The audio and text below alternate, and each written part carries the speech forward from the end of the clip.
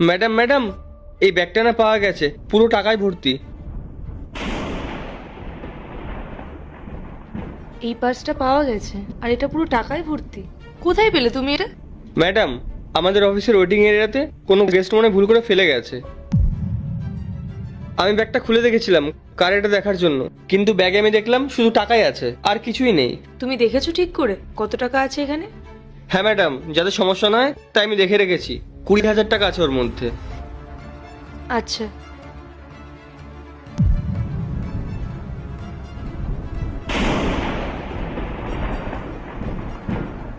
আরে এটা তো আমাদের ক্লায়েন্ট মেঘার পার্স।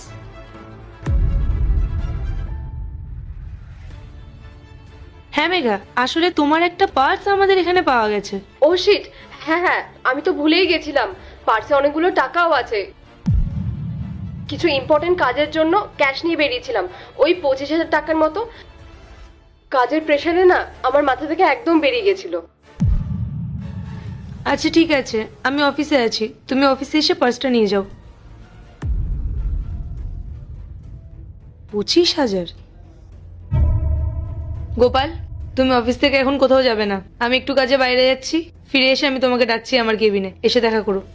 কেন ম্যাডাম, আমি কি কোনো অন্যায় করেছি? আমি তোমাকে বললাম তো যে আমি ফিরলে আমার কেবিনে চলে আসবে।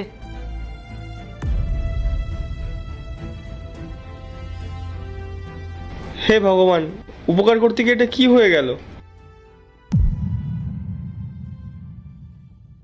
কি হয়েছে ম্যাডাম? অনেকক্ষণ ধরে আপনাকে খুব চিন্তিত দেখাচ্ছে। আসলে স্নেহা, এই পার্সটা মেঘার, আর মেঘা আমাকে কলে বলল যে এর মধ্যে নাকি 25,000 টাকা আছে, কিন্তু ওইদিকে গোপাল আমাকে বলল যে এর মধ্যে 20,000 টাকা আছে। তাহলে আর 5,000 টাকা কোথায় গেল?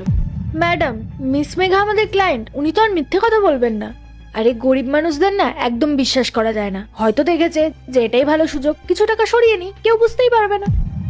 কিন্তু স্নেহা, আমি এটাও ভাবছি যে গোপালের যদি টাকা চুরি করারই হতো তাহলে তো ও পুরো টাকাটাই নিয়ে যেত, ও তো আমাকে এই পার্সটা ফেরত দিত না। ম্যাডাম, ওই টাকাগুলো আপনাকে এই জন্য দিয়েছে যাতে আপনি ওকে একদমই সন্দেহ না করেন। আর আমি বলছি ম্যাডাম, এই টাকাগুলো না ওই চুরি করেছে।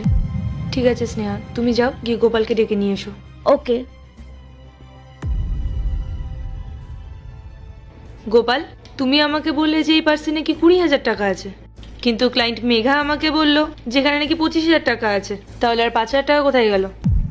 ম্যাডাম, আমি তো জানি না, আর আমি কোনো টাকাও ব্যাগ থেকে নিইনি। আমি ব্যাগটা যেরকম ভাবে পেয়েছি সেরকম ভাবে আপনাকে দিয়ে দিয়েছি। আচ্ছা, তুমি মিথ্যা কথা বলার জায়গা পাও না না? দেখো, তুমি যদি সত্যি টাকাগুলো নিয়ে থাকো তাহলে ম্যাডামকে সত্যি কথা বলে দাও, এটা কোম্পানির রেপুটেশনে